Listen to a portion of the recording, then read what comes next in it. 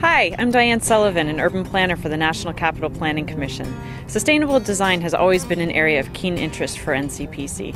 In fact, the agency's very existence is tied to preserving the area's natural resources. In 1924, Congress established the National Capital Park Commission to preserve forests and prevent water pollution in the National Capital Region. The agency's role expanded over the years, gradually becoming the federal government's planning agency and changing its name to the National Capital Planning Commission. Moving from the agency's past to the present reveals President Obama's recently signed Executive Order 13514, which represents a transformative shift in the way the government operates. On an annual basis, every agency must now address how it is reducing greenhouse gas emissions and becoming more sustainable. In fact, all of the federal agencies have committed to reducing greenhouse gas emissions 28% by 2020.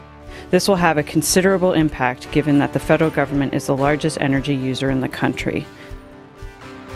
What is also so unique about this executive order is that each agency's budget will now be linked to how well it meets these sustainability goals. This executive order creates enormous opportunity for planning federal facilities at a district or precinct level. NCPC has initiated 2 eco-district case studies that will show how a community of buildings, related public infrastructure, and open space can function together as an environmentally low-impact unit. NCPC is defining an eco-district as an area that will try to capture, manage, and reuse a majority of energy, water, and waste on site. It will also offer a range of transportation options and include a mix of uses for employees, visitors, and residents. The first federal case study will be the 10th Street Southwest Corridor. This area is home to the Department of Energy, the U.S. Post Office, General Services Administration, and Housing and Urban Development. The area is currently a complicated system of streets, freeways, and railways disconnected from the rest of the city despite being within walking distance from the National Mall and the Southwest Waterfront. Our goals include making the entire precinct more energy efficient and connecting the mall to the waterfront by untangling the infrastructure and improving the urban design of 10th Street. The second eco-district case study is the St. Elizabeth's campus in Southeast Washington, the future home of the Department of Homeland Security. NCPC is working with its local and federal partners to complete detailed planning for the campus. This includes creating several transportation alternatives to the site, a mix of uses in the surrounding neighborhood, and creating a campus that is highly energy efficient and manages a majority of its stormwater on site. The agency's sustainability initiative also encompasses regional planning.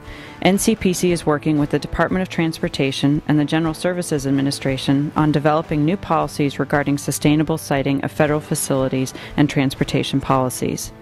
These policies will focus on locating federal facilities near public transportation and near activity centers to give employees a range of commuting options and to help facilitate economic development. NCPC reviews all site and building projects in accordance with the Comprehensive Plan for the National Capital. As part of the new executive order, NCPC will be updating the plan and its submission requirements to reflect the new requirements for the federal government. Washington, D.C. is the symbolic heart of the nation. What we do here resonates throughout our country and the world. Here at NCPC, we are committed to making our nation's capital a model of sustainability for our country and cities around the world. I'm Diane Sullivan. Thanks for watching.